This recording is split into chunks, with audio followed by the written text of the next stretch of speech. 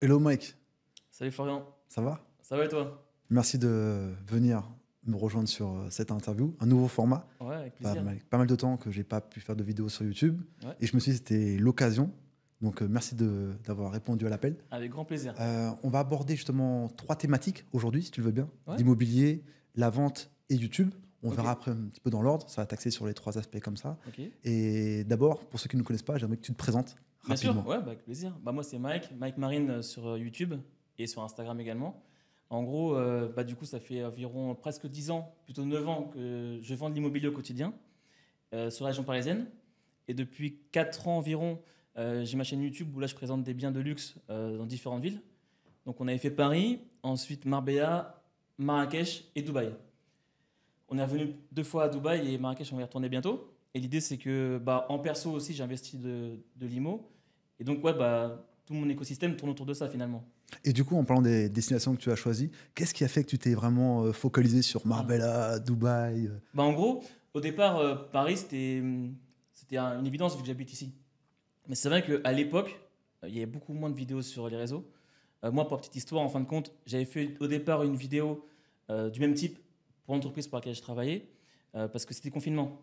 Donc en gros, comme il y avait le confinement, j'ai appelé un ami à moi juste avant en lui disant faut qu'on filme rapidement parce que j'ai un projet de 17 hectares qui a eu un lancement il y a quelques semaines. Et là, on va être confiné pendant je ne sais pas combien de temps. Et donc l'idée, c'était de filmer rapidement.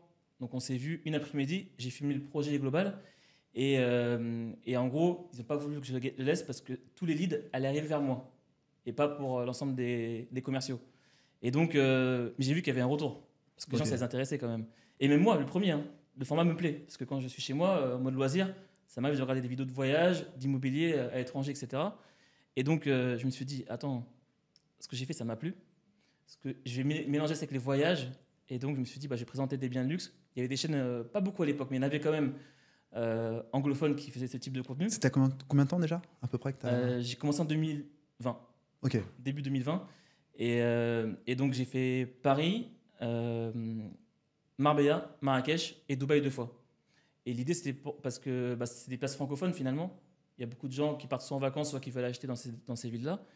Et à terme, j'aimerais bien faire Miami également et revenir également sur ces villes-là concernées. Et puis mon rêve, c'est le penthouse à New York. Un jour, on fera. Donc s'il y a des gens qui nous écoutent qui ont un penthouse à New York, ils peuvent à la rigueur essayer de Ah, j'aimerais te... bien faire ça. C'est pas dans les médias, Mais mais j'ai envie de le faire. d'ailleurs, comment tu as réussi justement à approcher justement toutes ces... Ah, au début, c'est grâce au réseau. C'est le réseau Ouais, essentiellement? les proches qui ont été sympas, qui m'ont mis en contact avec des personnes qui ont soit une conciergerie ou autre. Ok. Et ensuite, j'ai démarché. Clairement, j'ai démarché. Ils ont vu le format. Donc les gens étaient plus en plus en confiance. Et, et la première fois, pour la première fois à Dubaï, c'était un peu particulier parce qu'il allait avoir les vacances. À Dubaï, les 10 jours qu'ils ont, les bank holidays. Et donc, moi, j'arrive juste avant, j'avais pris les billets, donc avec mon équipe, c'était trop tard pour reculer. Et en gros, sur place, j'ai démarché.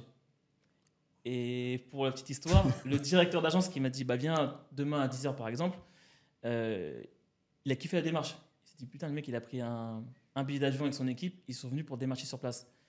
Et donc, il m'a aidé, parce que c'était vraiment pas Bah, longtemps, c'était le 4 jours. timing est très très short. Ouais. Et finalement, il a réussi à avoir une autorisation pour que je puisse filmer une villa qui était à 7,5 millions à l'époque, le dernier jour avant mon départ. Et donc, ensuite, je suis revenu quelques mois après, puis on a fait le concessionnaire et une autre villa à 40 millions, etc. Ok, oui. Donc ça fait pas mal de, Ah, bah, c'était des de péripéties. péripéties, hein. Ouais, Pas mal de... grave. 4 jours sur place, en Ouais. essayant de... En tout cas, La deuxième fois, c'était plus souple parce que je l'ai attendu. La été première fois, j'étais pas attendu. C'était différent. 4 jours. Ouais, Donc 4 jours. Ouais, prospecter, faut aller vite. Parce que moi, c'est sur mes jours off finalement que j'y vais. absolument. J'essaie de m'arranger comme je peux. Mais c'était bien parce que bah, quand tu arrives, tu filmes, il y a des gens dans la villa. Ça se voit pas sur la vidéo, mais j'étais pas seul. C'est une journée bah, où ils avaient invité des. Pendant le tournage, il y avait déjà des gens dans la vidéo et tu Ah devais... oui. Ouais, il y avait des gens qui étaient des clients potentiels en fin de compte. D'accord. Donc il y avait des. Je pense qu'il y avait des Russes, il y avait des Français, et puis après d'autres clients que j'ai pas Comment tu as écouté. réussi à... Bah, à chaque fois, je demandais aux gens de se décaler d'une pièce à l'autre sans trop parler fort pour que je puisse parler Ok. facilement avec le micro. Et surtout, le problème, c'était la chaleur parce qu'il faisait 40 degrés et j'étais en costume. Ah, c'est... Donc il faisait chaud. Ouais, Mais ok. bon, c'est comme ça et c'était un Ça se plaisir fait... à la fin. Ouais. Ok. Et du coup, avec toutes les nouvelles technologies, je fais un rapprochement. Comment tu vois, toi, le métier d'agents immobiliers ou même de vendeurs, de promoteurs? Parce qu'on ne sait pas vraiment comment tu vois avec l'IA, comment est-ce que tu as des choses, entre guillemets, que tu vois qui vont être évoluées dans le bon sens ou dans le mauvais sens? Comment tu vois ça à ton niveau? Bah déjà, le format, on voit que le format vidéo a explosé. Surtout le format TikTok, Instagram, qui est assez facile à faire finalement, parce qu'on peut marcher, ensuite on rajoute une voix off, et on a présenté rapidement le bien. Ok, L'idée, c'est que moi, comme je viens de la maison individuelle à l'époque, des maisons sur plan, où je faisais des plans sur mesure pour les clients, sur un terrain à bâtir, moi, ça me plaît vraiment, et j'ai envie de savoir pourquoi la maison coûte aussi cher finalement. ok. Parce que si je présente une villa de 40 millions, et je me balade, et je souris, et on ne sait pas pourquoi, quelle est la valeur ajoutée de la villa, pourquoi elle coûte 40 millions. Donc c'est un peu compliqué. Donc moi, je trouvais que c'était plus essentiel de faire une vidéo longue où je parle des matériaux, où je parle de l'emplacement, quand il y a une œuvre d'art, j'en parle, etc. Pour que les gens comprennent pourquoi elle coûte ce prix-là finalement. Même moi, hein, moi le premier, hein, parce que c'est la question que je peux me poser en regardant l'annonce.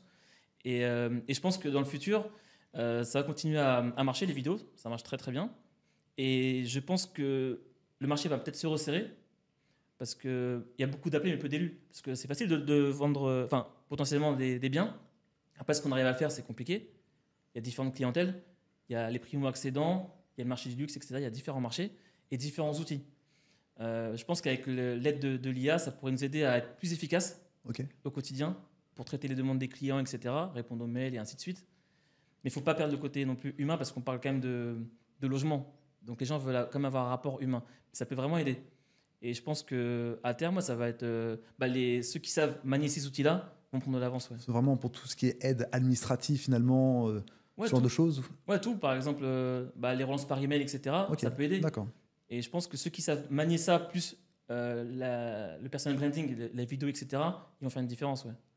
Et moi, ce qui me plaisait, c'était vraiment cette. De rassembler les deux, finalement? Ouais, rassembler les deux et international. Parce que moi, j'adore ça, voyage, etc. Donc ça me parle. Quand j'y vais aussi pour le plaisir. Hein. C'est le travail, mais j'adore ça. J'adore ça vraiment. Et du coup, dans toutes ces destinations, est-ce que tu as vraiment une localisation, une ville, une bâtisse qui t'a vraiment plu? Pour le coup, Marrakech, je ne connaissais pas avant. Le marché, il est en plein boom. Franchement, c'est dingue. Là, ce qui se passe là-bas, c'est complètement fou. Et les matériaux utilisés, etc. J'avais rencontré un promoteur qui ramenait pas mal de matériaux, le marbre, etc. d'Italie, et qui lui faisait à la fois de la niche, donc des villas très chères, et également des villas pour 500 000 euros, 400 000 euros. Donc il faisait un peu des deux et puis il m'expliquait. C'était vachement intéressant. Dubaï, le marché, il est incroyable. C'est un des marchés les plus dynamiques du monde, carrément. Du monde, d'accord. Ouais, vraiment. Ouais. Alors, ils m'ont expliqué qu'il y a beaucoup d'agents immobiliers sur place. Après, il faut pouvoir faire sa différence, ça c'est autre chose. Mais le marché en lui-même, il est complètement dingue. Par exemple, depuis qu'il y a eu le Covid et puis la guerre en Ukraine, etc., il y a eu beaucoup de Russes qui se sont installés à Dubaï. Ok. Ça fait monter les prix, etc. Et c'est un peu la Suisse du Moyen-Orient. Donc, les gens qui veulent un côté un peu refuge, entre guillemets, ils peuvent investir là-bas. Et Marbella, c'est magnifique. J'ai adoré aussi. Donc, Miami, je connais pour le plaisir. Là, je vais découvrir plutôt pour l'immobilier. Mais non, c'est des places qui sont intéressantes. Et surtout, je parle aussi aux francophones, quoi. Il y a beaucoup de francophones justement un petit peu implantés là-bas. J'ai pu découvrir que quand je me présente, ils savent que je parle français. Et il y a beaucoup de contenu anglophone, mais moi en francophone. J'ai compris. Et eux, leur valeur ajoutée vis-à-vis de moi, en fait, c'est que je m'adresse à la France, qui a un vrai marché, mais également à la Suisse, qui parle français, Luxembourg, Belgique et tous les pays d'Afrique. Et ça, ils ne négligent pas du tout. Quand ils me parlent en réunion, c'était vraiment un point important pour eux. Donc c'est vrai que ça vaut le détour. Et par exemple, tu aurais une idée de qu'est-ce qui fait que, par exemple, Marrakech et Dubaï ont autant d'attrait, autant vraiment d'engouement Alors, je ne suis pas un spécialiste des deux destinations, mais selon toi, il n'y a pas de... à force d'en parler avec les gens sur place, qui, eux, sont des pros, Marrakech, c'était à 2 heures de Paris, 2h30. Les prix sont quand même moins chers qu'en région parisienne ou la Côte d'Azur. Il y a une douceur de vivre. Le service, il est incroyable. Tu manges bien.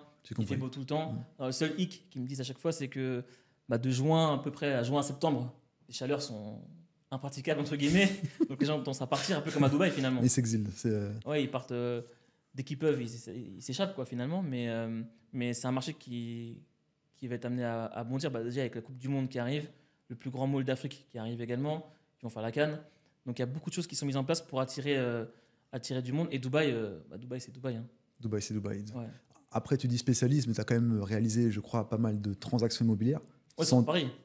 Sur Paris. C'est un beau chiffre quand même, on peut le dire ou... Ouais, tu peux, ouais. 110 millions à peu près, de transactions. Un peu plus, ouais. Un peu plus. Je m'étais arrêté de compter il y a un moment, mais entre les... non, parce que c'est vrai que ça m'intéressait avant. Ok. Tu vois, ça m'intéressait un petit peu par rapport au volume qu'on peut faire en 9 ans. Ça a été plus rapide après avec la vente d'appartements, soit en RP, résidence principale ou des fiscs, etc.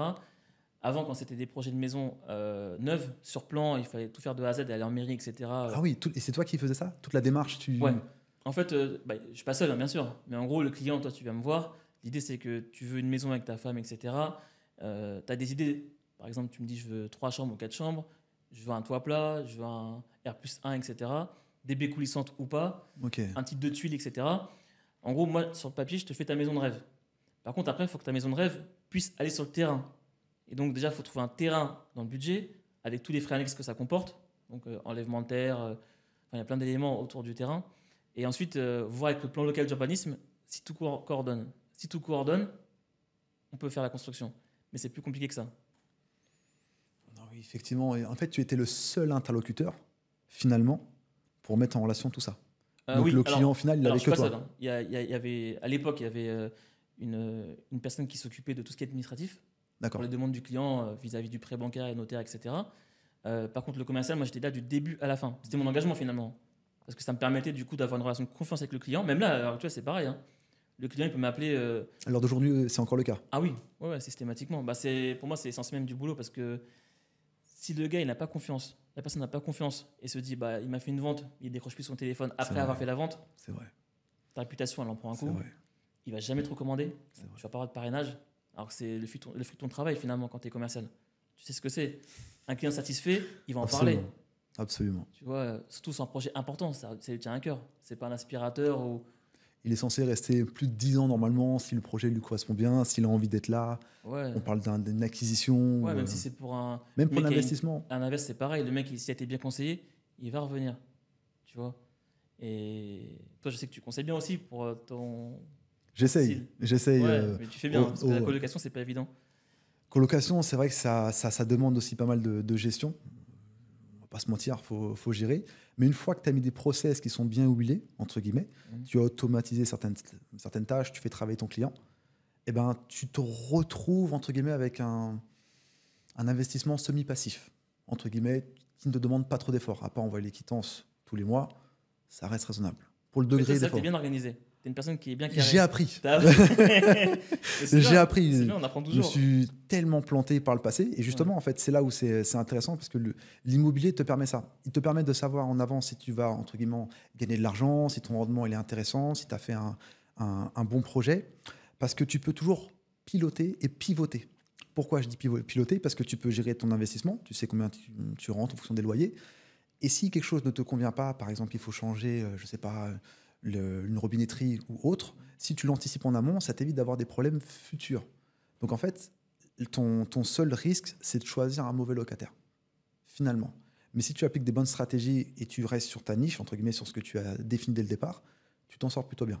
Plutôt bien parce qu'il y aura toujours des aléas. Toujours, ouais. Je ne suis pas un vendeur de rêve, je ne vais pas te dire oui, tout va bien. Non, non, tu auras des galères. Ah, j'en ai eu. T'as eu 2-3 anecdotes comme ça à nous raconter qui te viennent en tête moi, j'ai testé pas mal de choses, mais pas la colocation. D'accord. J'ai fait Airbnb. Du coup, comme tu dis, ça tombe bien, j'ai pivoté T'as pivoté? parce que j'ai eu des problèmes avec mon Airbnb. Des fois, les gens ils prennent pas soin, donc Dégradation un petit peu. dégradation fortement de l'appartement. Donc j'ai pivoté. Ça, c'est un appartement dans 92. Ok. Et donc il est passé en meublé et il n'y a aucun problème pour louer maintenant. J'ai eu aussi du meublé, j'ai eu du nu. Donc tu vois, j'ai testé différentes stratégies. Et là, l'achat-revente plus récemment, je ne suis pas encore revendu, mais Non, c'est en cours, ouais, c'est en cours. Mais en tout cas, ouais, c'est clair qu'il y a plusieurs stratégies, il faut pouvoir appliquer la sienne et bien s'entourer. C'est vrai. Bien s'entourer. C'est vrai qu'on. Parce que des fois, on peut penser que c'est. On pense toujours aux travaux. Ça, c'est sûr et certain. Les travaux, l'équipe travaux, il faut qu'elle soit réactive et bonne. Absolument. J'ai fait un projet, je t'avais dit, acheter un plateau et faire l'appartement de A à Z. D'ailleurs, pour ceux qui ne savent pas ce que c'est qu'un plateau, est-ce que tu peux définir déjà En gros, ce que c'est? un plateau, c'est. On achète un étage, Ok. une partie d'un étage, et donc il y a une porte, et par contre, l'appartement n'est pas fait. Il y a Il est rien. totalement rasé, il faut le créer toi-même. Donc moi, ça me parlait parce que c'était mon ancien boulot, de dessiner pour monter des cloisons, etc. Mais il faut quand même le faire après. Donc il faut isoler, etc., renforcer l'isolation, créer les portes, espace chambre, espace nuit, etc. Et donc, c'est pas facile. Le notaire aussi m'a fait deux, trois frayeurs. Heureusement que j'étais de la partie parce que franchement, 2-3 mets carrés à Issy-les-Moulineaux, c'est pas anodin. Donc, il faut toujours toujours se méfier. Et d'ailleurs, comment tu as réussi à te rendre compte de ça? Justement, que le notaire, il y avait quelque chose d'assez Parce louche. qu'en fait, quand j'arrive à la promesse de vente, le jour de la signature, par rapport à la promesse de vente, il y avait un delta de mètres carrés assez important. Qui était indiqué Je dans sais plus le. si c'est 2 ou 3, ça date de longtemps, ça fait 6 ans à peu près. 2 ou 3 mètres carrés. Et vu les prix Manquant. d'ici les Moulineaux. Ouais, manquant, bien sûr. D'accord, ouais, ouais. On se dit, En plus, bonus, oui, pas de vous souci, pouvez laisser. allez-y. Ouais. Non, pour le coup, ouais. Et puis, bon, je vais pas entrer dans les détails, mais c'est justifié d'une façon qu'il fallait pas parce que c'était faux. D'accord. Et pour le coup, comme je sais, comme c'est mon taf, je savais comment on dépose un plan en mairie, etc., pour permis de construire. Je sais comment ça marche. Pour la petite histoire, c'était une rénovation complète d'un immeuble.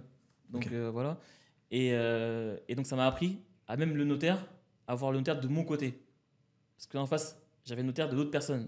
Donc ils ne savaient pas mes D'accord. intérêts à moi. Voilà. Donc après, tu as juste. Hein. Moi, je préfère être à l'instinct, même si des fois, ça peut me poser des petites surprises. Mais je préfère ajuster après. Plutôt que réfléchir, et au final, on procrastine et puis on n'avance pas. C'est vrai. Mais ça fait des sueurs froides. Ah, ça fait des surfroides. Ça fait des surfroides. Ouais. Et maintenant, tu as un conseil justement pour essayer de trouver un bon notaire avec toute l'expérience que tu as eue par rapport à ça? Le mieux, c'est. Moi, j'en ai un avec qui je travaille qui est sérieux parce qu'il a été recommandé par des amis qui ont acheté. D'accord, ok. Mais dans tous les cas, le mieux, c'est la recommandation. Le réseau. Alors, c'est pas risque zéro, mais le réseau, ça peut vraiment, vraiment aider. Ouais. Sans déconner, ça peut vraiment aider. C'est pour ça que même si j'ai investi à l'étranger, je préfère investir là où je connais du monde. Donc là, je commence à me faire du réseau assez intéressant à force de voyager par rapport à mes vidéos, mais il faut avoir du réseau. Mais c'est vrai que Ça de aide. toute façon, l'emplacement dans l'immobilier et le réseau, c'est deux choses qui sont étroitement liées. L'un ne va pas sans l'autre. Si tu es en train de vouloir faire un projet et autre et que tu n'as pas le bon emplacement, tu n'as pas le bon réseau, tu peux potentiellement avoir des sueurs froides. Et ouais, même pour les travaux. Ouais, surtout pour les travaux. Moi, le premier, c'était une grosse rénovation aussi. En fait, j'ai commencé par le plus dur et les derniers sont plus faciles. Je m'assouplis par la suite, je commence. Mais en gros, je me suis dit, j'apprends c'est ma formation, quoi. J'apprends sur le tas. Mais entre mon métier de commercial, parce que je suis à commission, plus le perso, forcément, c'est impactant. Après, il faut l'assumer. C'est direct du jeu. Moi, je sais que je suis comme ça, mais je ne conseille pas à tout le monde de faire ça. Ok, donc si c'était à refaire, tu repasserais par là ou tu moi, je ferais... le fais, moi. Non. Ah non, je fonce. Je fonce, c'est mon caractère. Ok. Mais c'est pas facile. Ça peut ne pas convenir à certaines personnes. Ah, exactement, c'est comme le métier de commercial, tu sais ce que c'est. Oui, Commercial tout à fait. aussi. Tout à fait. Faut anticiper. Donc c'est sûr qu'il y a le côté commission qui fait plaisir, mais il faut assumer. C'est que Le soir, tu puisses dormir sereinement pour attaquer le lendemain. Il y a, par rapport à ça, je pense qu'il y a une caractéristique commune qu'on a, c'est l'éthique. Et à partir de là, si tu restes dans une idée où tu n'es pas forcément drivé que par l'argent, mais par la satisfaction client, et que tu sais de toute façon, tu m'as d'ailleurs dit par le passé que tu avais refusé des ventes, parce que tu savais que ça ne correspondait pas forcément à 100% à ce qu'il voulait. Ah bah ouais, par exemple, ouais, ça c'est vrai. Pour le coup, je sais qu'il y a un type de maison où n'était pas les meilleurs. Okay. Dans mon ancienne boîte où je travaillais, pourtant c'était une grosse boîte, c'était un groupe national, mais on n'était pas les meilleurs. Et les clients avaient des demandes très précises. Et j'ai pas eu peur de lui dire, écoutez, si vous voulez ce type de villa ou de maison, allez plutôt voir un confrère. J'ai même indiqué un confrère, hein. D'ailleurs, qui habite pas loin de chez toi. Je dis pas où il habite, mais c'est pas loin de chez lui. Mais j'ai pas peur de le faire. Okay. Parce qu'en fait, je préfère que le mec se dise, hey, il est carré. Parce que dans l'autre sens, par contre, je lui ai dit, si vous, par contre, vous voulez ce type de maison qu'on avait évoqué au départ, là, on est les meilleurs, on fait partie des meilleurs, allez voir les chantiers en cours, appelez mes clients. Transparent. Comme ça, c'est lui qui fait son choix, mais il se dit, le mec, il est sérieux. Il n'est pas en train de me vendre du rêve pour avoir une com. Et surtout, même s'il passe pas avec moi, il va me recommander, le mec. Alors, s'il le fait pas, tant pis, mais en tout cas, moi, j'ai fait mon job. Et franchement, j'ai pas un client qui peut dire, ouais, Mickaël, il fait une vente, il répond plus, il m'a vendu du rêve. Non. Le plus important pour moi, c'est, bien sûr, c'est les coms. Je travaille pour ça, mais c'est que le client soit satisfait. Même quand je fais un premier rendez-vous, un R1, la première chose, c'est écouter, poser des questions. Ok. Parce que moi, je sais ce que j'aime, mais mes goûts, c'est mes goûts. Il y a des clients qui vont dire, ouais, je veux du plein sud tout le temps. Et d'autres qui vont dire, le plein sud, j'aime pas parce que quand je suis en terrasse avec ma famille, quand on mange, il fait trop chaud. C'est vrai qu'on n'y pense pas. Tu vois, ça dépend des gens. Ça dépend des gens. Et donc, moi, je fais que d'écouter, je pose des questions. Là, je leur demande d'ailleurs pourquoi ils sont venus me voir. Ça me donne des billes. Comme ça, je sais pourquoi ils sont venus et ce qu'ils aiment, peut-être la sécurité de l'entreprise, etc. Et mon sérieux. Donc, je laisse parler. Et comme ça, je peux ajuster mon discours. Parce que moi, mon avis, c'est que mon avis, en fin de compte. La vente, c'est ça. Hein. C'est écouter et rebondir, finalement. Mais c'est vrai que c'est, en plus, c'est très mal vu. Le Ah, le métier de métier? vendeur. Ah, le métier est Ah très oui, mal vu. oui, c'est vrai. Je crois qu'il fait C'est partie vrai. des top 10 des pires métiers qu'on fait. Parce qu'il y a beaucoup d'abus. Mais pour moi, en réalité, une personne qui est carrée et saine dans la vie, normalement, elle doit être dans le pro aussi. C'est vrai. Parce qu'en fin de compte, si je me regarde dans le miroir, en fait, en face de moi, j'ai quand même des familles. Ou un père, ou une mère, ou peu importe. J'ai une personne qui compte sur moi pour un projet important. Donc si le soir, je dors et je me dis ah, j'ai fait ma com, par contre, je l'ai bien eu, mec. C'est vrai, c'est vrai. J'avais un exemple par là, c'était dans l'entreprise dans laquelle je travaille, il y avait un commercial qui était totalement drivé par la com, Ouais. qui ne faisait que ça, qui était même prêt à, entre guillemets, mentir pour pouvoir justifier des fausses promesses et autres. Il a dû changer d'entreprise, il mentait encore, il a dû encore changer d'entreprise, il a carrément déménagé de région. Il est Il est cramé. parti il est cramé. Ouais, Il c'est est un petit cramé. monde. Hein. Tout se sait. De toute Ouais. façon, tout se sait. Et un client mécontent, il va le faire savoir à la direction, etc. Donc Il peut faire des mails, il peut faire des... ça, c'est une vision court-termiste qu'il avait, le mec. Absolument, absolument. Mais déjà, même au niveau du karma, je trouve que c'est pas bon. C'est des mauvaises ondes, tu vois. Tu peux pas arnaquer les gens et voilà. Et dormir tranquille. Voilà. Il dormait trop. Et puis c'est bien, c'est satisfaisant, tu vois. Le mec, il dit merci. Tu te regardes dans les yeux, il dit merci pour ce que vous avez fait. Je suis content, tu vois, j'ai fait mon job. Et en parlant de ça, je pivote un petit peu. Tu nous disais justement avant que le format YouTube t'intéressait fortement. Ouais. Donc, comment tu le vois évoluer dedans toi, dans les années à venir Ah, moi j'adore YouTube. Déjà, j'avais commencé C'était YouTube, le premier. tu le sais, il y a longtemps, hein, en 2016, pour mon premier appartement. Je faisais des vlogs, voyages et puis de l'immobilier également. Donc j'avais été voir mon ami Randy en Suisse et je parlais de mon premier appartement, ce que j'avais fait, avec les erreurs, etc., pour que les gens puissent peut-être s'inspirer s'ils ne veulent pas reconnaître les mêmes erreurs. Mais du coup, après, j'ai pivoté. Parce que bon, maintenant, on sait que sur Internet, il y a beaucoup de vendeurs de rêves. Hein. Sur l'investissement immobilier, c'est pas si facile que ça. Il faut être préparé. Absolument. Il y a des gros sous en jeu. Il faut faire attention. Et moi, ce côté que je fais maintenant sur YouTube, c'est super. Parce que moi, en perso, j'aime bien savoir ce qui se fait à l'étranger. Par exemple, la dernière fois, je regardais le marché immobilier à Toronto. Ah oui, J'habite à d'accord. Toronto. Ok, d'accord. Mais j'ai vu un article, ça m'a plu. Ok. Et après, j'étais sur mes recherches pendant Ok. une heure en train de regarder Mais attention, Google Maps. je fais une petite parenthèse. Quand il recherche, il recherche. Ah ouais, j'aime trop ça. Moi, quand ça me parle, Ok. j'ai différentes passions, mais c'est vrai que l'immobilier, ça me parle aussi. Et en fait, ce qui est bien, c'est que tu fais ton personal branding autour de l'immobilier. Quand je parle, les gens voient que je connais mon sujet, finalement. Absolument. Quand je parle de la villa, etc., je sais pourquoi elle coûte ce prix-là. Donc, je peux en parler. Et donc, ça me parle parce que ça fait du personal branding, c'est du marketing, finalement. Tu te marketes et ça ramène des prospects vers toi. Alors que mon métier au quotidien, c'est de la vente. Donc, Absolument, c'est moi qui vais vers le prospect. Là, c'est différent, le prospect vient vers moi. Parce que le marketing, ça va doucement. Hein. Oui, c'est vrai. Tu construis ta réputation petit à petit. Elle peut vite redescendre quand tu es plus crédible ou quand tu as menti, etc. Ou tu n'as pas tenu tes engagements. Mais par contre, la vente, c'est rapide. La vente, tu peux aller facilement te déployer vers tel ou tel prospect. Donc, tu montes différemment. Mais pour moi, les deux se rejoignent. Il faut allier la vente et le marketing. D'accord. Franchement, pour moi, les deux vont ensemble. Je ne conçois pas de faire de l'immobilier maintenant sans vidéo. Parce que les gens n'ont pas beaucoup de temps, même au quotidien. Et c'est pratique. Tu regardes en 10 minutes une villa complète, c'est comme si tu l'avais visité, finalement. C'est vrai. Donc, et puis c'est un rendez-vous, même si le mec ne veut pas acheter, en mode divertissement. Comme on regardait. C'est vrai, c'est vrai. Tu regardais les Français, ils regardent 50 minutes inside. Ils regardent Turbo pour voir des Ferrari ou des villas, je ne sais où. C'est vrai. Pour le plaisir. Donc, en fait, on pense que personne n'achète, c'est faux. C'est faux. Parce qu'il y a beaucoup de gens qui sont sur TikTok, et s'ils ne sont pas, ceux qui font beaucoup d'argent, ils ont leurs enfants potentiellement, leurs nièces, etc. Et moi, j'ai vu que sur YouTube, je reçois beaucoup de contacts par mail. Les commentaires, c'est vraiment en général les gens qui me remercient ou qui posent des questions ou qui n'aiment pas tout simplement la villa. Des curieux, Voilà, peu curieux peu ou importe. Mais ceux qui envoient un email, en général, c'est vraiment une demande ciblée. Ils demandent l'architecte. Ils demandent s'il n'y a pas un projet qui se fait du Maccabi. Ils posent vraiment des questions concrètes. Et donc, c'est des leads qui viennent à toi directement. Et la vidéo, ce qui est bien, c'est que aussi, tu vois, par exemple, Marrakech, il y a une vidéo qui a 310-320 000 vues, je crois. Et la vidéo, je l'ai tournée il y a peut-être 1 an et demi, presque 2 ans, je crois. Et elle tourne encore, la vidéo. Donc, j'ai encore des mails maintenant qui arrivent sur une vidéo qui date de 1 an et demi, 2 ans. En fait, une fois que le travail est fait, après, c'est tout de suite, ça peut revenir de manière régulière. Par rapport à l'IMO, c'est un peu du passif, quoi, tu vois. Ok. Tu as travaillé, vrai. et après, tu récoltes les fruits de ton travail sur de longues semaines ou des longs mois. On mettra le lien de toute façon de la vidéo en dessous dans les commentaires ou en podcast. Et tu nous as parlé de marketing et de vente également. Et pour toi, quels seraient les critères vraiment importants d'un bon vendeur? Tu l'as dit par le passé, l'écoute. Mais si je me mets dans la peau d'un vendeur lambda, qu'est-ce qu'il devrait améliorer selon toi pour qu'il ait des résultats comme tu peux avoir par le passé? Après, si déjà vendeur, après si quelqu'un me demande, il me dit je veux commencer la vente, c'est quoi, selon toi, les critères qui sont importants? Franchement, pour moi, il faut être empathique. Empathique. Il faut se mettre à la place du client. Parce que, comme tu disais, la caricature du vendeur, c'est un peu le Oui, mec c'est qui vrai. s'écoute parler, qui parle pendant 1 heure, qui saoule le mec. C'est vrai. On ne sait même pas si le produit il est ajusté au client. Si je te parle d'un projet qui est super bien au niveau renta, mais c'est un quartier qui fait peur au client, le mec il va se dire ouais, il me parle pendant 1 heure, mais ça ne m'intéresse pas. Il y a des mecs qui veulent peut-être acheter plus cher, faire moins de renta, mais ils veulent un quartier où c'est un quartier premium. C'est vrai. Donc il faut vraiment écouter, se mettre à la place de la demande et être persévérant, résilient, optimiste, parce que tu C'est peux vrai. avoir des jours sans et des jours avec.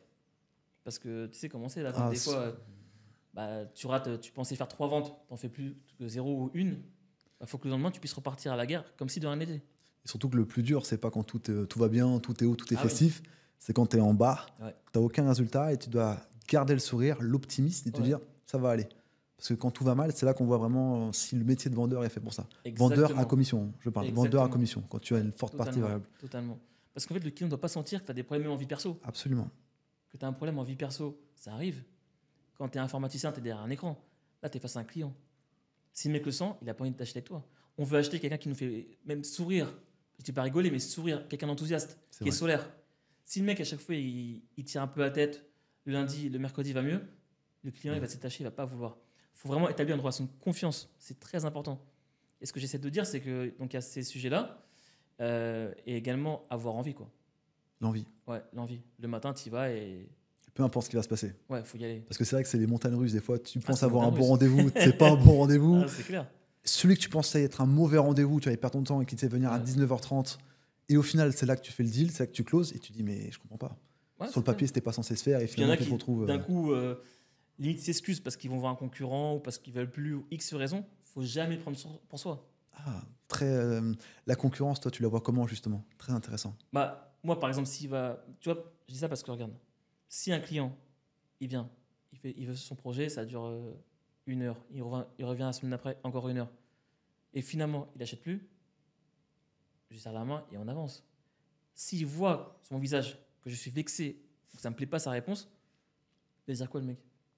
Et il ne travaille pas pour mon intérêt, il travaille pour le sien uniquement. C'est vrai. Parce que je travaille pour mon intérêt, attention, c'est ma vente, mais également pour celui du client.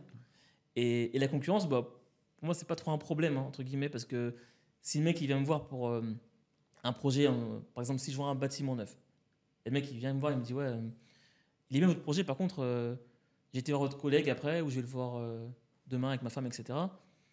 Il a l'air quand même bien, etc. Je dis oui, c'est vrai, allez-y. Ok, tu le fais aller directement. Ah ouais, je le fais aller. Ah oui, carrément. Ouais, carrément. Non, parce que tôt ou tard, il va y aller. D'accord. C'est comme demain, tu vas acheter une voiture. Oui. Tu hésites entre BM, Mercedes et une autre marque. Tu vas tester les 3 marques. Ah, c'est Tu vrai. vas aller dans les 3 marques, quoi qu'il arrive. C'était Audi que tu voulais peut-être dire.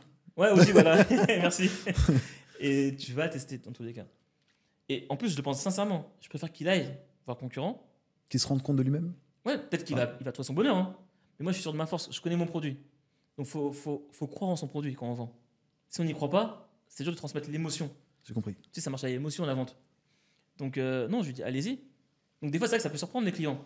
Parce que eux, dans leur tête, ils se disent, en disant ça, je vais lui donner un petit peu du grain à moudre pour qu'ils puissent me dire, ah bah ce concurrent, il n'est pas terrible. Regardez où il est son quartier, c'est moins bien situé, etc. Le mec, il le verra.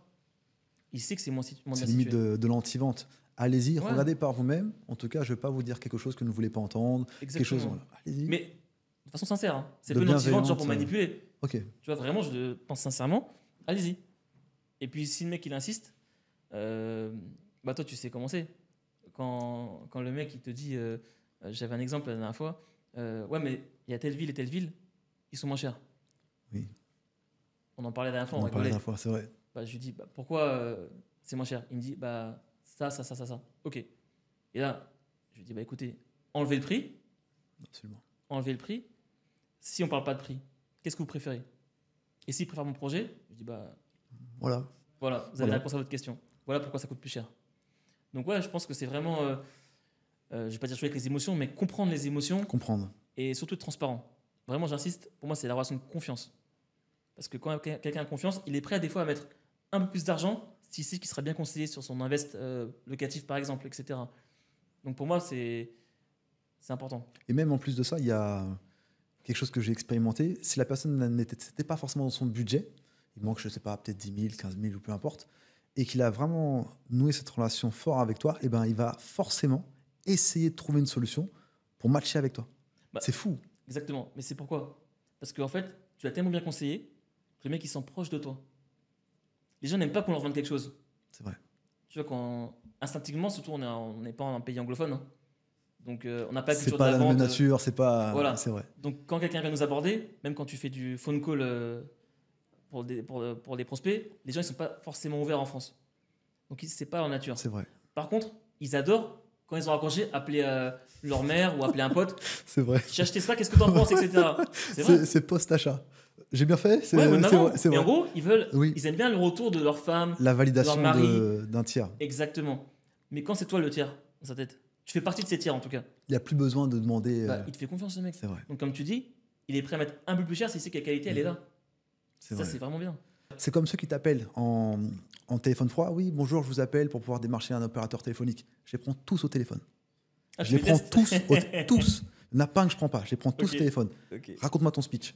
Ton pitch. Alors voilà, j'ai ci, je vais pouvoir faire économiser une économie. D'accord. Je lui dis que je ne suis pas intéressé, je paye par exemple 15 euros. Ton forfait, il est à combien? Il est à 20 euros. Ok. Donc là, tu es en train de me dire que si je passe chez toi, même si j'ai une meilleure connexion, je vais devoir rajouter 5 euros. C'est quoi ma plus-value? Oui, mais c'est pas grave, tu as plus de. Écoute bien ce que je dis. Ils n'écoutent pas. Ils ont leur speech, leur façon de parler, mais ils n'écoutent pas le client. Jusqu'au jour où il y en a un qui m'a dit ok, si je comprends bien, il a commencé. Toi, ton forfait, c'est 15 euros. Qu'est-ce qui pourrait te faire changer? J'ai ah, tiens, là, on est tombé sur quelqu'un qui est un petit peu différent, qui pose des questions. C'est exactement ce que tu évoquais. Bon, finalement, il n'avait pas le. Ouais, mais l'approche était bonne. Voilà, l'approche était bonne. L'approche était bonne, ouais. C'est vrai, l'approche était bonne. Je comprends. Après, c'est sûr que c'est plus facile de mieux vendre quand ton projet plaît. Ça, Quand c'est sûr. ton produit plaît. C'est plus simple. Mais j'avais le même cas de figure. Quand je voulais changer de voiture, je roulais en Smart. Quand je voulais changer de voiture, j'étais parti voir différents concessionnaires. Et moi, à l'époque, j'avais la folie des grandeurs. Je voulais prendre, je sais pas, je crois que c'était un GLC. Et un Mercedes, pardon. Je vais chez Mercedes et je leur dis voilà, j'ai un petit budget. Qu'est-ce que vous avez à me proposer? Non, on n'a pas ça, mais moi, je veux une sportive. Je vais chez Peugeot. C'est à l'époque où j'ai changé la voiture. Je vais chez Peugeot et ils m'ont dit écoutez, c'est simple. Qu'est-ce qui vous plaît chez Mercedes? C'est le fait que ça peut aller vite. Ok, à part ça. C'est vraiment, ça peut aller vite et que c'est assez fiable. Donc, si j'ai le même modèle, vous pouvez un petit peu aller vite et que ça vous donne un aspect assez confortable et que vous roulez bien et que vous avez les mêmes sensations. Tu voulais une voiture assez haute aussi. Hein. Assez haute. C'est pas vrai, je voulais une voiture assez haute. C'est vrai. Mais au final, il a réussi à me comprendre. Finalement, ça s'est pas fait, mais la démarche était bonne. Donc, je sais que lui, il a plus de résultats que les autres. Parce que finalement. Mais tu as quand même acheté un SUV au final. Donc, ça a marché. Ça a marché. Mais c'est vrai que il y avait le budget, tout rentrait en ligne de compte, mais il faut savoir bien écouter. Et souvent, il s'arrête à ce qu'on dit. Il ne faut pas s'arrêter à ce qu'on dit. Il faut creuser. Il faut toujours creuser. Il ne faut pas essayer de convaincre. Il faut creuser. La première question, quand quelqu'un me voit, je leur demande pourquoi vous êtes venu, que puis-je faire pour vous? Comme ça, je les laisse parler. Je les laisse vraiment parler. Et puis, je comprends leurs envies. Parce qu'il y a des gens qui veulent parler que de technique. C'est vrai que moi, je suis pas technique du bâtiment, ouais. Ils veulent savoir l'isolation, etc. Ils sont moins dans l'émotion. Et des gens ne parlent que de clarté, d'espace pour la famille, etc. Tout dépend des gens. Les gens, ils vont parler que de chiffres. Parce que c'est pour un invest. Et tu arrives à switcher le mode en fonction de qui t'en. Oui, il faut. De toute façon, tu as différents produits, de différentes propositions. Mais il faut s'adapter. Et pas avoir un discours trop technique avec une personne qui n'est pas trop technique. Il faut s'adapter à elle, en fait, compte. Donc vraiment, c'est le plus important pour moi. Il faut vraiment s'adapter aux clients. Et tu vois, par exemple, est-ce que maintenant, tu arrives à voir, en fonction des clients qui arrivent vers toi, un petit peu leur profil? Parce qu'à force, tu as dû en voir du monde et que tu te rends compte qu'il y a quand même une régularité, je ne vais pas dire une similarité, mais une redondance, quelque chose qui est assez régulier quand tu vois tel type de prophète, une femme avec un mari, un enfant, tu sais que c'est telle caractéristique, c'est assez commun, ou vraiment tu en as pour tous les goûts. Je pense que c'est aussi par rapport au marché, parce que quand tu fais du... j'ai déjà vendu le premier accédant, et après quand tu vends du haut de gamme, c'est pas les mêmes clients, c'est pas les mêmes attentes. Donc, par exemple, le primo accédant, il veut être plutôt chouchouté, accompagné, parce que c'est tout nouveau. Donc c'est normal. D'accord. Ça peut faire peur. Donc, il faut vraiment conseiller, aiguiller, etc. Quelqu'un qui a acheté 10-15 appartes, il la connaît la route. Hein. Pas besoin de l'expliquer. Et comment tu fais l'approche comme ça? C'est différent. Tu réponds à ses autres demandes. Lui, il veut que ce soit rapide, efficace, que tu répondes. Quand il y a un souci, que tu sois là. En gros, ce que tu t'engages à faire, il faut que tu le fasses.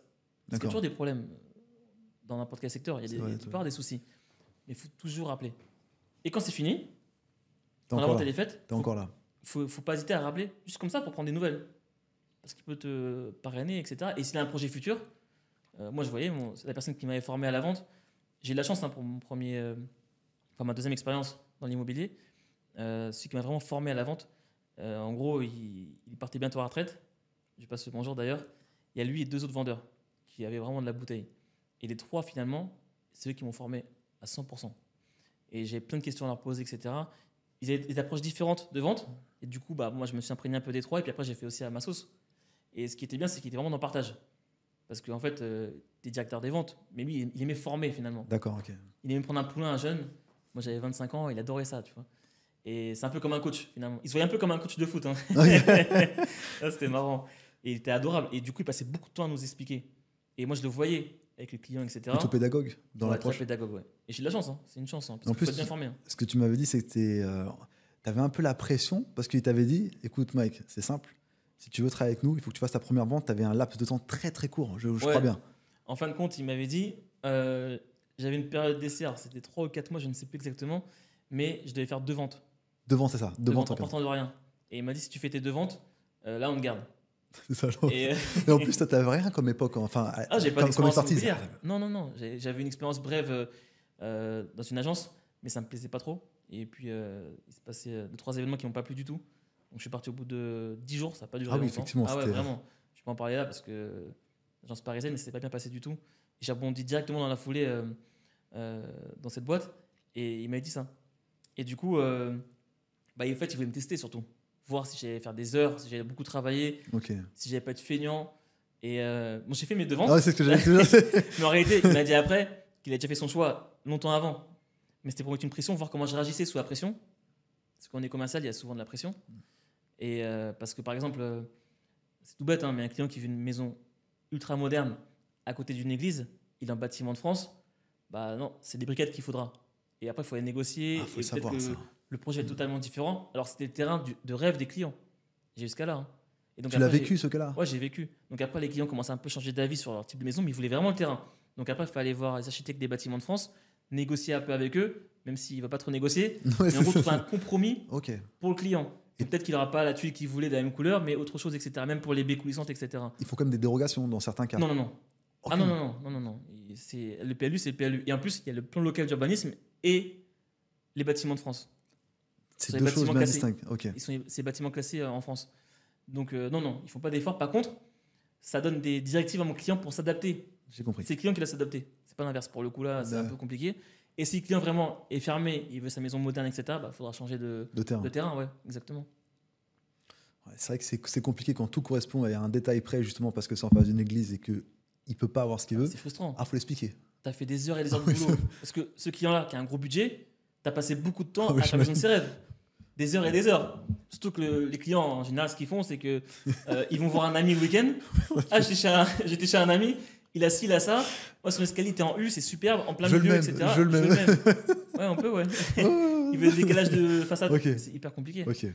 Surtout quand le terrain il n'est pas adapté, etc. On est quand même en région parisienne, les terrains sont pas super larges. Donc, c'est pas évident. Mais ouais, ça forme. Ça forge et ça forme. Ouais. Bâtiment de France, c'est vrai que... Après, on apprend. Ouais, il faut le savoir. Mais il faut le savoir, c'est tout. Tu le savais toi à l'époque? Non. Si, j'étais formé pour ça quand même. Okay. si. Par contre, je ne connaissais pas. Okay. J'ai jamais fait de rendez-vous. Et d'ailleurs, tu as des choses que tu as apprises sur le tas où tu aurais vraiment pensé que c'était inimaginable? Ah oui, d'accord, dans certains cas de figure, qui te reviennent en tête comme ça, où tu étais surpris, agréablement ou pas. Hein, en perso, j'ai eu. Je ne m'attendais pas.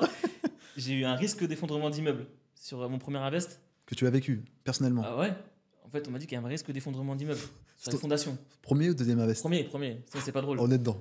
Et je me souviens, j'étais en vacances quand j'ai reçu l'appel. Distance sur son appel, ouais. Votre immeuble va peut-être s'effondrer. Non, c'est pas aussi grave, mais en gros, il faut intervenir. Okay. Parce que s'il est en risque d'effondrement d'immeuble, après, il peut être saisi par la municipalité, etc. Et donc, je me suis dit, là, c'est une galère. Parce que c'est une petite copro. D'accord. Et donc, copro bénévole ou... ouais, exactement. Ouais. Non, pas à l'époque, on a échangé, on a switché. Okay. Et du coup, fallait que je gère parce qu'il y avait 2 personnes âgées à l'étage qui ne voulaient pas du tout s'en occuper. En bas, c'était un investisseur locatif comme moi. Et donc, on a dû trouver une entreprise. D'ailleurs, je la remercie. Hein. Andy, si tu m'écoutes, Stéphane aussi, ils ont été très carrés et ils ont bien solidifié les fondations. Mais ça a mis 1 an. Hein. Donc 1 an, c'était vraiment chaud. Mais bon, là, pour le coup, j'ai appris sur le tas. Donc, mais j'aime bien apprendre. Hein. Quand ça me plaît. Quand ça me plaît pas, bien sûr, c'est plus difficile. Mais même en perso, comme je te dis, j'aime l'IMO, donc je me renseigne tout le temps, C'est vrai. etc. Mais ouais, c'est intéressant. Et toi, t'en as eu des galères, entre guillemets? J'en ai eu. J'en ai eu, mais c'est plus des petites erreurs. Par exemple, La gestion, peut-être? c'était pas de la gestion pour le coup, Ok. c'est le premier invest. J'avais acheté et en fait, j'étais parti voir un courtier qui m'avait dit voilà, le budget que j'ai, c'est 90 000. Pas plus ni moins. Je dis ok, pas de souci. Donc, je commence à faire mes recherches. Je trouve à bien à 90 000 et j'essaye par principe de faire une négociation. Donc, j'arrive à l'avoir à 80 000. Il y a 9 000 euros de frais de notaire, ça fait 89 000. Ok. Mais il y a des travaux à faire. Ouais. Pas grand-chose, mais il y a des travaux. C'était un revêtement sol et repeindre les murs et changer deux, trois choses. Le ballon et 2-3 choses. Et en fait, je revais voir ma banque, enfin le courtier, qui me met en relation avec la banque. Donc, je fais les papiers, tout va bien, c'est nickel, je suis propriétaire. Et je vais le revoir et voilà, je viens vous donner le devis pour les travaux. C'était 7 000 euros, je crois, ou 5 000 euros, je ne me rappelle plus. Mais monsieur, on ne peut pas vous financer. Comment ça, on ne peut pas vous financer? Bah, vous m'avez dit que j'ai 90 000, mais là, il y a les travaux. Ah non, non, vous n'avez pas compris. Il ne faut pas faire ça après, il faut faire ça avant. Ah, j'ai compris. Et à cette époque, je n'avais pas l'argent. Donc, en fait, je me suis débrouillé. J'ai fait les travaux moi-même, avec mon père. Shout out, comme on dit, un petit big up. Parce qu'on a fait des allers-retours. Ah, c'est pas simple. Hein. Ah, c'est pas simple. Et tu comprends vite. Bizarrement, quand tu fais, tu comprends vite pour ne plus le refaire. Donc, je me suis débrouillé et finalement, ça se passe bien. J'ai toujours l'appartement. Il est loué. Donc, toujours penser à faire un devis de travaux avant de proposer à la banque le projet. Exactement. Pour pouvoir le faire financer. Ah, parce que si tu sais pas évaluer, surtout au début, quand tu commences, tu sais pas trop évaluer, etc., Des ça erreurs. peut être vraiment tendu. Et ça, Après, c'est vrai que l'IMO, c'est comme ça, mais sur le long terme, tu es content parce que quand tu revends, tu as fait une belle plus-value, tu as fait ta plus-value. capital amorti, tu es content. Absolument. Mais c'est vrai que si tu prends une opération facile, tu achètes dans du neuf, c'est classique, il n'y a rien à faire. Voilà, là, c'est facile. Quand tu fais avec des travaux, il faut être préparé. Surtout que c'était pas grand-chose. Hein. Donc, je me suis dit, bon, ça va aller, 7 000 euros, 5 000 euros. Non, non, il fallait le faire avant. J'ai dit, ah, ok. Donc, en fait, maintenant, pour tous les autres qui ont suivi, bah, je fais toujours un devis avant. Ouais. Et oui, toujours 3 devis si possible. Parce que Tu compares, ouais, bien sûr. Ah, tu compares. Parce que des fois, ça va du simple au double. Exactement. Je pensais à un immeuble que j'avais en Normandie et j'avais fait venir 2 entreprises. Par acquis de conscience, je fais venir une 3e qui venait de la région parisienne, qui me sort un devis à 90 000, là où les 2 autres s'étaient alignés à 32, 35. Je dis, monsieur, vous foutez de moi. Là. Je commence à, monsieur, 90 000 alors que vos confrères le font à 32 000. Ah, pardon, on n'avait pas. Oui. Il repivote. Il y en a qui sont honnêtes et il y en a qui tentent. C'est comme dans tout. Moi, le risque d'effondrement d'immeuble, c'était du simple au double. Hein. T'as eu le même cas? Ouais, simple au double les travaux. Donc le premier, c'était bidon. D'ailleurs, c'était pas une vraie entreprise. Quoi. Le mec, il est arrivé comme ça, il s'est présenté. Bon, c'était pas sérieux. Okay. Auprès d'un des copropriétaires. Ok, d'accord. Les 2 entreprises sérieuses, simple au double. C'est hallucinant. C'est n'importe quoi. Heureusement, ceux que je connaissais, ils étaient carrés. Ils m'ont dit non, mais là, il marche beaucoup trop. Beaucoup trop pour ce que c'est. Ouais, exactement. Et c'était un devis détaillé quand même? Vous avez... Ouais, il est détaillé quand même. Hein. Mais détaillé quand même. Ouais. Ouais. Heureusement que moi, je connaissais quelqu'un. D'accord. Mais sinon, le mec qui sait pas, par exemple, bah, il paye. Il paye à 5-6 en fonction de la copro. Et après. En plus, ce que j'ai pas dit, c'est que l'entreprise à 90 000 voulait un premier apport de 40%. Bien sûr. Tout de suite. Ah oui, 40%. bien sûr. Et après, s'il ferme, il vient pas. Exactement. Tu fais quoi? Ah bah oui, non. Non, il y a plein d'erreurs qu'il faut. Parce que, encore une fois, sur Internet, ils montrent que la partie facile. Non, non, il n'y a pas Parce que... qu'ils veulent que tu achètes leur formation, etc. C'est vrai. Donc l'idée, c'est de vendre du rêve. Toi, tu plonges. Et après, bon courage. Oui. Faites un mail. Faites un mail, exactement. Non, c'est très important. Il faut sécuriser. C'est vrai. Toi, je sais que tu as eu un appartement grâce à une personne que tu avais aidé. Absolument. Tu avais accompagné un mec, je crois. Et quoi, en fait, il voulait rechercher un investissement locatif. Donc, moi, je l'avais accompagné. On va visiter. On était sur Reims. On a fait des visites. On a fait 8 visites. On regarde. Ça semblait intéressant. Et en fait, il a fait 2 offres sur des logements qui étaient intéressants. 2 offres bien négociées, 30% en moins à peu près, acceptées. Mais j'ai qu'un client. Enfin, j'ai qu'une personne que je connaisse. Mais on fait quoi du deuxième? J'ai pris. Ah bah ça fait comme ça. L'étude de marché a été faite. Les travaux ont été, entre guillemets, prévisionnés. Ouais. On sait combien on va avoir. Les 2 sont extrêmement bien placés. On sait qu'il y a de la demande. Donc, en fait, c'était dans une configuration comme ça, il n'y a pas trop belle l'occasion. trop belle, j'y vais. Bon, après, il y a Comment monter le dossier? Ça, c'est notre affaire. Ça a pris un peu plus de temps parce que j'ai un endettement qui est assez élevé. Donc, il fallait Oui, passer c'est par normal, à force société. d'acheter, on finit par t'attraper. Hein. C'est vrai, c'est vrai. Il existe d'autres stratégies. Bon, Ouais. je peux dire, j'ai fait une société et c'est passé. C'est passé. Ok. On peut sortir un petit peu des réglementations que Ouais, des fois, tu es bloqué avec le. l'HCSF Ouais. Ah, super. qui recommande justement de ne pas dépasser 35%. Exact. Mais en société, il y a un peu plus de souplesse. Donc, c'est pour ça que j'ai créé une société. Ah, top. Et là, du coup, ton prochain projet, c'est quoi? Tu veux revendre ou tu veux acheter d'autres. Moi, je d'autres suis apparts plutôt long-termiste. Je garde tout. Ah, tu gardes tout? Ah, je garde tout. Ok. Je garde tout. Ah, donc toi, l'achat-revente, Ah, c'est pas ta stratégie? Non, mais justement, parce que comme c'est quelque chose qui me drive pas forcément, Ok. parce que j'aime conserver. J'aime Ah, conserver c'est en me marrant, disant, ça. mais Ok. et j'aime Ça, on conserver, n'a jamais parlé, ça. C'est vrai. je suis pas drivé. Parce qu'en fait, qu'est-ce que je me suis dit? Je me suis dit, ok, je fais une belle plus-value, je revends. Donc en fonction de comment j'ai acheté, est-ce que j'ai une imposition ou pas? Ensuite, qu'est-ce que je vais faire avec cet argent? Eh ben, je me suis dit, Bah, tu peux monter sur une plus grosse opération. exactement. Et mais je refais Donc, encore la même chose. Franchement, l'achat-revente, c'est pas mal. Hein. Ah, tout le monde me dit, Moi, j'aime les deux. Moi, j'aime les deux. c'est intéressant ça. C'est vraiment différent. Donc, ouais, l'achat-revente, c'est Si intéressant. tu me dis par exemple, j'ai pas envie d'être embêté dans l'immobilier, je vais avoir du cash tout de suite sans attendre les 20 ans, c'est la meilleure optique là-dessus. Quand tout fonctionne. Hein. Quand tout fonctionne. Ouais, Bon, voilà. Quand toujours, le quand marché- tout, ouais, toujours exactement. quand tout fonctionne, d'accord? Ouais, c'est ça. Mais alors que j'ai une approche plus long-termiste en me disant, ok, très bien. L'objectif, c'est que je prends le plus possible sur ma capacité de lever de la dette et que je solde Tu te par prives un petit peu. Parce que, Ouais, oui, parce que oui, forcément, oui, l'avantage quand tu fais l'achat-revente, c'est que déjà, tu peux garder l'argent un peu pour toi, Oui. pour profiter, et puis tu peux réinvestir aussi. oui, Et ou économiser. oui. Et tu n'as plus de dette, tu dois rien à la Voilà. banque. Alors que toi, tu préfères. Ah, je je préfère. comprends. Bah, j'ai eu des petits cheveux blancs. Hein. Mais c'est vrai que sur une opération long-termiste, je trouve que ça m'amène plus de sécurité parce que je vois le capital que je rembourse, je vois l'argent que j'encaisse, et dans 10 ans, 15 ans, 20 ans grand max, mais je compte pas rester jusqu'à 20 ans, je compte le rembourser avant, Oui, oui, oui. et bien sûr. ben, j'ai le loyer que j'encaisse. Et en fait, ça fait entre guillemets une retraite, si tu veux. Exactement. Tout additionné, Ouais. ça peut me faire mon train de vie parce que après, qu'est-ce qui se passe? Si tu n'as plus de crédit, eh ben, tu peux déléguer beaucoup plus facilement, tu peux fermer les yeux sur certaines choses. Exactement. Donc tu as plus de souplesse. Mais par contre, ça te demande d'accepter 20 ans la variation de marché. On a eu Covid, et moi à l'époque, quand j'ai investi avant le Covid, même après, mais pendant le Covid, quand tout était à l'arrêt, il fallait rester tranquille sur son canapé, tu touches au chômage partiel, et se dire, ok, donc là il n'y a plus d'activité, est-ce que je vais recevoir mes loyers? Personne n'avait la réponse à la question. Ouais. Donc tu es au chômage partiel, tu reçois 70% du salaire, non? C'était combien? Moi, j'étais pas au chômage partiel. Ah, t'étais pas? Non, non. Ok. Moi, je t'écoute, mais. Ok. Ça me parle pas. Ça, Simplement. ça me parle pas. Ouais. Non, j'étais au chômage partiel, donc en fait, on avait tous les appels des commerciaux. Ouais, t'as vu, Florian, non, on gagne pas assez, ils ont pas pris nos commissions en ligne de compte, on est un smicard, on n'a pas beaucoup, non. Je fais, ah ouais, c'est vrai, on est là, on a beaucoup d'argent. Oui, mais c'est une sécurité, attention. t'as Absolument. raison. Ah non, mais, oui, oui. Mais ça, à côté de ça, tu reçois tes loyers, c'est 2 fois à 3 fois ce que tu reçois en termes de salaire. Attends, si je comprends bien. Là, tu commences à faire des calculs. Ok, donc là, je suis à l'arrêt, je gagne tant. Là, ça fait des années, enfin des mois et des mois que je suis à l'arrêt. On continue de me payer, de recevoir mes loyers. C'est mes clients, les locataires, c'est des clients.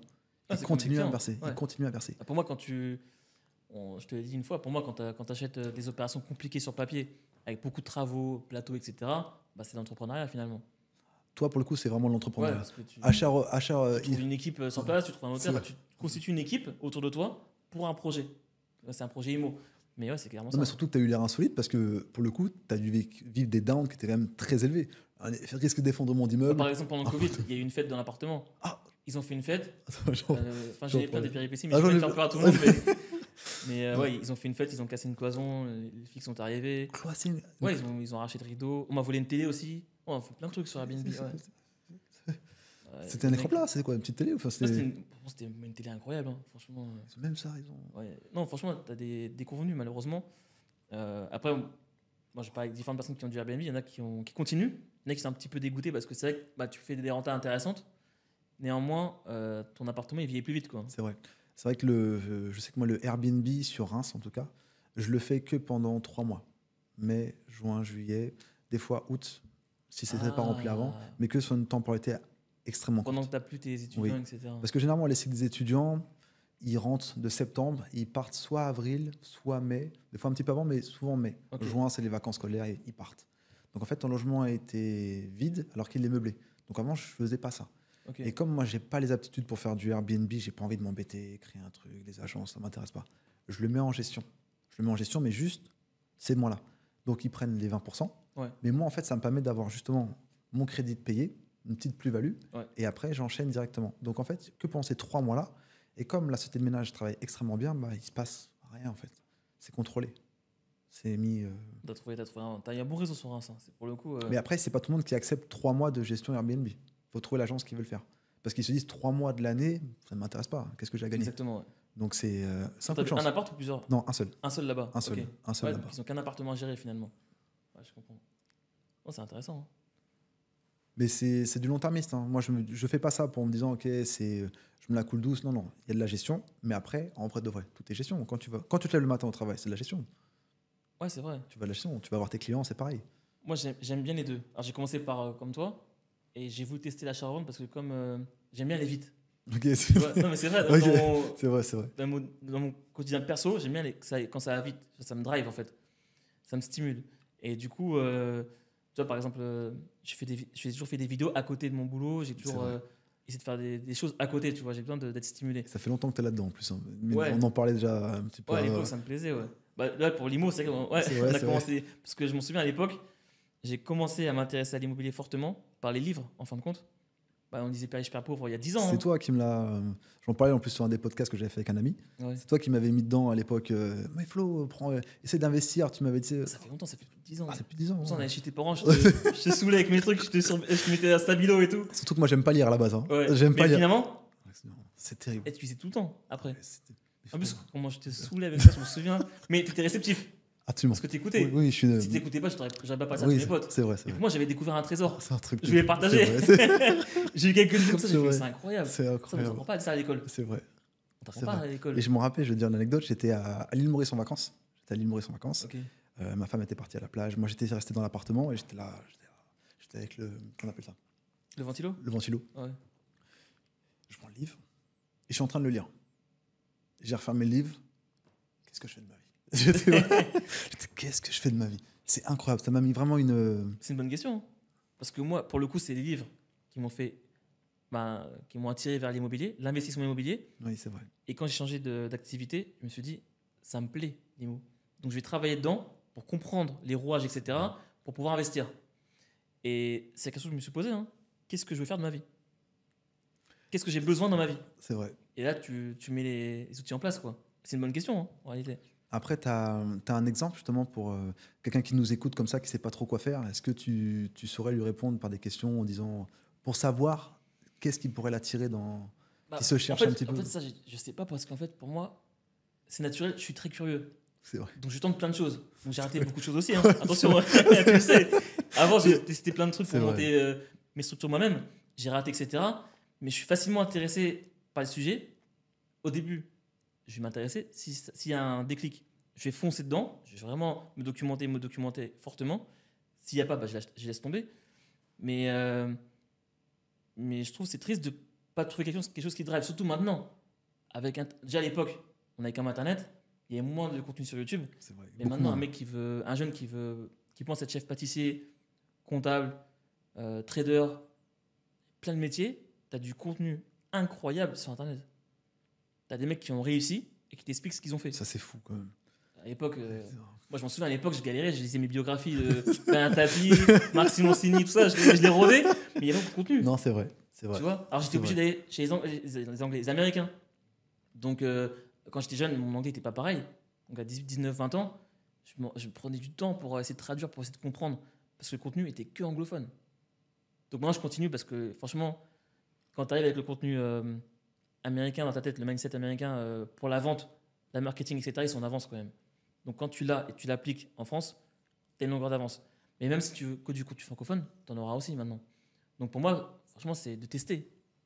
Tester, chercher, être curieux, quoi, en fait. Et au bout d'un moment, tu vas forcément trouver quelque chose qui t'intéresse. La restauration, la vente, l'aéronautique, peu importe, tu vas finir par trouver. C'est vrai. Je sais que moi, je me suis longtemps cherché. Et ce que j'avais fait comme exercice, c'est que j'avais pris mon répertoire. J'avais envoyé un message à tout le monde. Tout le monde. Bonjour, pouvez-vous me donner mes 3 caractéristiques incroyables que j'ai? Envoyez. Ah, faut avoir le courage. Hein. Faut avoir le courage. Et j'ai pris les 3 qui revenaient. C'était conquérant, déter et fonceur. Qu'est-ce qui peut faire ça? Métier de commercial. Ah, c'est vrai. Non, t'as raison. Il y a pas de... Le mieux, c'est des gens qui te décrivent. Ouais. Parce que tu te vois toi, mais c'est pas la même perception que le monde te voit en fait. Donc si Ouais. tu penses te connaître, quand tout va mal, tu te connais vraiment, quand tout va mal, mais quand tu es en général classique, tu sais pas trop où c'est que tu veux aller, le fait de demander aux autres de te décrire par rapport à tes compétences qu'ils voient, bah en fait tu travailles dessus. Ouais. Pour le coup, je pense aussi que tu as ce feu en toi. Parce que Oui. par exemple, moi, je sais exactement là où je suis très bon, là où je suis très mauvais. C'est vrai. Tu vois. Et c'est vrai que j'ai ce côté feignant sur ce que je ne sais pas faire. Alors, Par exemple, toi, tes process que tu mets en place, que j'ai vu. parce que je suis fainéant aussi. Je suis fainéant aussi. Ouais, mais Je t'es suis fainéant discipliné. aussi. Oui, c'est vrai. Et moi, je suis discipliné quand ça me plaît. Donc, par exemple, je sais qu'en administratif, c'est pas mon truc, clairement. Tu vois, la compta, ça me saoule. Même si je dois faire des fois, c'est pas. J'y vais, mais à reculons, quoi. Par contre, là où je sais que je suis bon, c'est la relation humaine. J'aime écouter les gens. J'aime rencontrer les gens. Tu vois, je m'intéresse vraiment à leur vie. Et j'aime le voyage, donc les gens qui qui ont des C'est cultures vrai. différentes, ça m'attire encore plus, etc. Tu vois. Et le fait de parler avec des gens, avec un produit qui m'intéresse, parce que quand je vends ça, ça me plaît, bah, je me suis dit, bah, c'est une bonne combinaison finalement. Mais il fallait trouver cette combinaison, parce que j'ai pas le même caractère à 21, 22, Absolument, 23 ans ça évolue. que maintenant. Mm. Donc il fallait quand même trouver. Mais il faut vraiment se chercher, se comprendre. Pour l'administratif, j'ai réglé le problème. Ma femme est très carrée. J'ai copié. Voilà, j'ai aucun. Ouais, Parce je que comprends. de base, moi, je suis un fonceur. Moi je délègue, hein, je peux pas. Ah, je suis un fonceur. Mais après, déléguer, c'est dur de bien déléguer. Je sais pas. Bah, moi j'ai un comptable, franchement il est top. Ils sont top, c'est un cabinet de comptables, ils sont vraiment actifs. Bah, c'est par rapport à un ami que j'avais eu le plan aussi. Le réseau, encore une fois, on en parlait Ouais. au début de podcast. Ouais. Ouais. Et franchement ça fait 5 ans peut-être. J'ai du mal à évaluer. Le temps passe vite. Hein. Ouais, Le temps ça passe passe vite. vite, ouais. Le temps passe vite. J'ai pas l'impression que j'ai cet âge-là. Donc dans ma tête, j'ai 25, 26, allez, 27. On a fait une pause. On a fait une pause. Ok, le temps passe là. Bah, des fois, je dois réfléchir carrément par rapport à mon C'est un âge. truc de ouf. C'est Donc, vrai. ouais, c'est vrai. c'est. Parce que le premier, c'était en 2017, je crois, le premier appartement. Et c'est le deuxième appartement pour lequel j'ai fait appel au comptable. Pour le Airbnb, justement. Donc, ouais, c'est important d'avoir du réseau et déléguer. Ce que C'est tu vrai ne que sais si pas tu- faire, moi, c'est vraiment un point fort. Je pousse à fond. Je vais apprendre, je vais lire, soit souvent des livres audio parce que ça me permet de le faire quand je conduis. Mais en gros, je vais vraiment accentuer sur mes points forts. Tu sais, j'avais retenu un élément. Thierry Henry, il avait dit quand il est arrivé à Arsenal qu'il avait des défauts. Tu sais, il avait un pied plus fort que l'autre, il n'avait pas de tête, etc. Et en France, sa formation, c'était d'être bon partout. Pas très bon partout, mais d'être bon partout. Partout, j'ai compris. Donc, c'est-à-dire que tes défauts, il faut quand même les travailler à fond. Et quand il arrive à Arsenal, si je me souviens bien, hein, en tout cas, ça m'a marqué. Donc, si je Titi, me si suis tu nous trompé, écoutes. si je me suis trompé, mais il me semble que c'était bien ça. Il disait qu'Arsène Wenger, au contraire, tous ses points forts, donc son plat du pied, etc., il l'accentue à fond, sa vitesse à fond. Et tous ces points forts, il les a déculpés pour être vraiment une arme létale. Ok. Tu vois, et je pense que c'est ça qu'il faut faire. Ça a du Maxi- sens pour moi, tu vois. Maximiser sur les points forts. Je serais jamais aussi bon dans les process d'administration, de compta, etc., Ouais, qu'un de- mec qui adore ça. C'est pas possible. Par contre, je connais ma valeur ajoutée sur d'autres critères. Et donc, c'est pour ça que je fais du YouTube et que j'essaie de réseauter à l'étranger, etc. Parce que je sais que je sais quand même le faire. Je suis pas excellent, mais je sais un peu le faire. Et toutes les parties où tu as du mal, ça, tu délègues. Ouais, la vente, je sais vendre. Là, pour le coup, forcément, Ouais, heureusement, depuis 9 Depuis ans. 10 ans maintenant, Ouais, ouais, presque 10 pratiquement. ans. Heureusement. Mais pareil, je sais m'adapter à la clientèle. Tu vois, mais il y a des choses que je maîtrise moins bien. Donc, il faut vraiment s'ajuster. C'est pour ça que faut comprendre son métier et comprendre ce qu'on aime. Ouais, de toute façon, il y a la moyenne, en fait. Si on faisait une moyenne entre tes points forts et tes points faibles, tu préfères maximiser tes points forts et les points faibles plutôt que les souffrir à essayer de les modifier. Tu le délègues. Comme Ouais, ça, vraiment. Ouais, complètement. ça donne une clarté Ah ouais, mentale, ouais. etc. Quand je vois ma structure, moi, c'est vraiment ce que je vais faire, c'est être vraiment bully sur ce que je sais faire, foncer, et déléguer pour les autres tâches. Tu vois, et je pense que c'est mieux. Je sais que au début, j'avais tout délégué sur une agence qui faisait ma gestion locative. Ok. Et je me suis rendu compte que, attends, qu'est-ce qu'ils font les agences? Je minimise pas, hein, c'est simplement l'agence que j'ai trouvée envoyait juste les quittances. Elle répondait pas aux appels des locataires. Elle répondait mal avec les artisans qui devaient venir faire des petits raseaux. Et je me suis dit, mais ça, je peux le faire. Ça, je peux le faire. Et finalement, j'ai repris la gestion. Et ça fonctionne mieux parce que je suis plus proche des gens. Ah, ok. Je suis beaucoup Mais plus quand on a proche. plusieurs, c'est compliqué après à gérer quand on a pas mal. Pour le moment, là, j'en ai combien? J'en ai 7. Et je les gère assez Mais t'aimes facile. bien aussi. Je vois, tu prends plaisir à. Ah oui, ouais. j'aime bien. Mais c'est bien, hein, parce que les J'aime locataires, bien. moi par exemple, quand un mec m'appelait, il m'appelle. Des fois, ça m'appelle par l'agence. Oui, Ça me dérange pas. Parce que je me dis, s'il y a un lien, il c'est va vrai. prendre soin de mon logement. C'est vrai. il va se dire, ah, le propriétaire, il a fait un bel appartement, il a tout bien C'est rénové, vrai. il a pris en considération ma demande de logement, etc. C'est vrai. Il m'a respecté, entre C'est guillemets. vrai. Donc, tu as raison de faire ça. Mais je préfère Tu crées ce lien. parce qu'en plus, ton locataire ou peu importe, c'est ton client, que tu le veuilles ou non. Si tu vois ça comme une entreprise, tu as un produit, tu as un service, le client, le locataire te paye. Donc, qui est le plus concerné par ça? C'est toi. Ouais. C'est pas l'agence qui a 10 000 biens ou 100 biens et bon, tu es qu'un numéro de plus finalement. Alors que toi, Exact. si tu arrives à mettre de la proximité avec tes clients, ben, tu es beaucoup plus réactif, tu es ouvert à ce qui ne va pas et tu peux pivoter beaucoup plus facilement. Beaucoup plus facilement. Bah, savoir pivoter, c'est très important. En tant que commercial ou même dans les invests, il faut toujours être une capacité d'adaptation très forte. Je vais te donner un cas de figure. J'avais un de mes locataires, sur mon deuxième investissement. Ouais. C'était un meublé. Il a eu un problème sur son lave-linge. À cause justement il y a eu une fuite et ça l'a endommagé pendant les fortes pluies qui étaient dans le nord. Ça l'a endommagé et il m'a dit écoutez, c'est bientôt fini. Ma machine à laver va plus fonctionner. Donc ce que j'ai fait, c'est que je lui en ai acheté une autre directement. Donc coûtait 300 €. Il était ravi comme tout. Il va rester encore là pendant 5 ans. Exactement. Et même s'il part, c'est pas grave. C'est pas grave. T'auras fait Ça ton job. restera. Ouais. Parce que je lui dis, vous la prenez, mais vous la mettez à mes noms. Parce que le comptable, après, Ouais, le quand comptable, même. il va me dire une Ouais. pièce pour justifier la sortie d'argent. Ouais, super. Est-ce que tu as une question? Est-ce que tu as quelque chose que tu voudrais voir, aborder, ou on n'a pas encore abordé? Non, pour moi, c'est bon. Hein. Pour C'est moi, bon c'est bon. Ouais, pour moi, c'était sympa d'avoir une conversation, toi et moi, sur différents sujets qui nous passionnent, finalement. Et puis, comme on a à peu près le même métier, on fait de la vente. On investit en perso. Donc, c'était cool, ouais. Et où c'est qu'on peut te suivre? Ah bah, ma chaîne, c'est Mike Espace Marine sur YouTube. Mon Instagram, c'est mike.mrn. TikTok, c'est pareil. TikTok, c'est pareil. Ouais. Ok, de toute façon, je mettrai le lien de toute façon en dessous dans la vidéo. Super. Super. Merci, Mike. Flo. Yes.